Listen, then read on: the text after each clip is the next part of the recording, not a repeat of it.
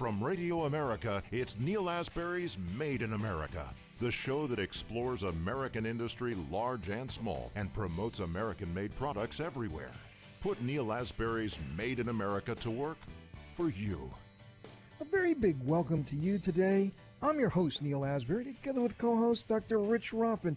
So, Rich, I just got back from a board meeting up in Chicago of the IHA, the International Housewares Association, and a great organization. It's a large companies, small companies, entrepreneurs, small business owners, large corporations.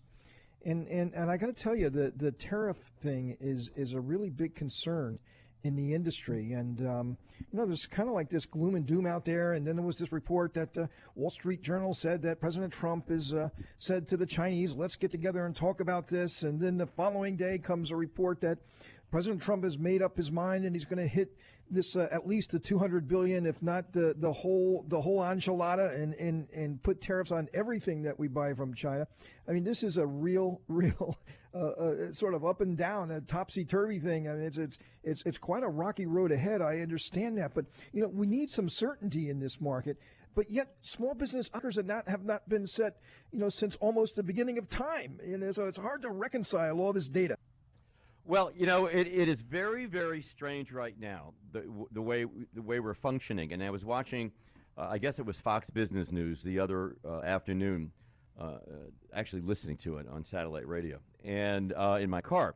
And a guest, they were talking about the chaotic way that we're handling trade, in the sense that, of course, one day, just like you described, one day it's up, the next day it's down, and people are trying to react to that. It's very hard for people to react when you seem to be so mercurial, and that's probably a good word to use, because it's definitely going up and down in a very ungainly fashion. So yeah, I would say it's probably very difficult for certain people to plan ahead and understand where they're going to go with their business. Neal? I mean, everybody in the room at this board meeting, and there was a lot of us. I mean, they're there with their iPhones. They are checking the news, every 30 minutes to say, are the tariffs here? Are the tariffs here? How big are they? What are they going to be on?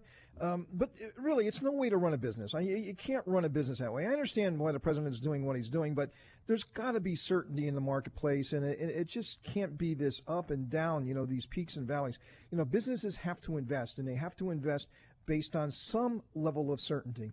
Hey, but let's bring on right now a very fascinating guest, Bill Dunkelberg, who's the chief economist at the National Federation of Independent Business. And their organization has just published a piece here. And get this, small business optimism shatters record previously set 35 years ago. Imagine that. So everybody's got this, these expectations are running high. But are they misguided? Is there problems just around the corner? Well, let's talk to Bill right now about that. Hey, Bill, welcome to Made in America. Hey, thank you very much for having me. So tell us, in this optimism, this incredible optimism that you found in the small business community and people who are hiring, and they can't even find enough people for the jobs that they're creating, but yet you got the threat of tariffs and supply chains, and what is that going to do to the businesses and their margins and profit margins, and what's going to happen? Is it going to come to a screeching halt?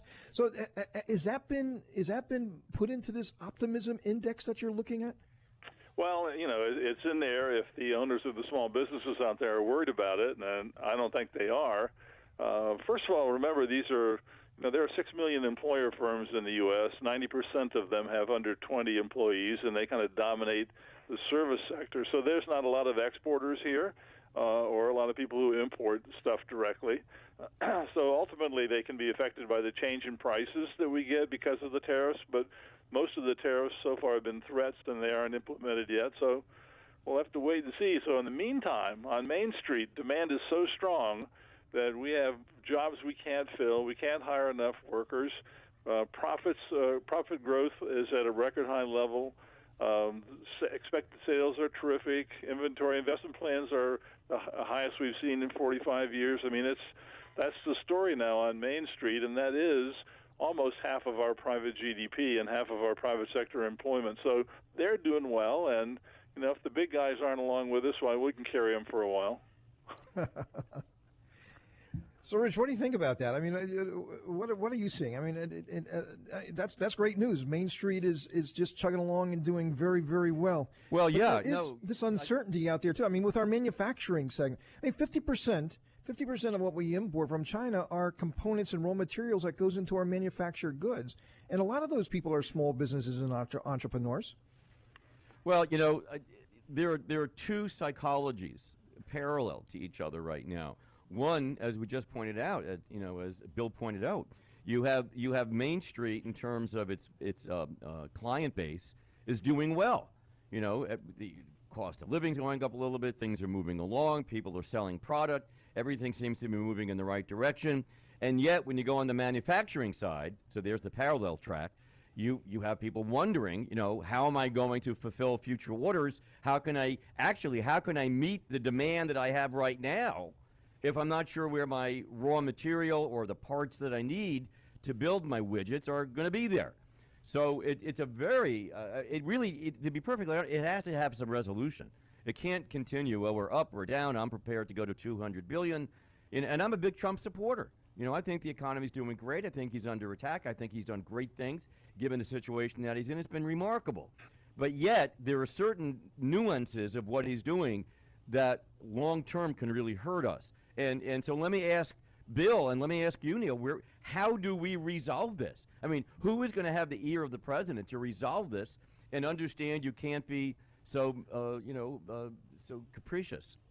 Well, I think we have to wait and see how the strategy resolves itself. Obviously, Trump's approach to things always has been to take an extreme position and then negotiate back.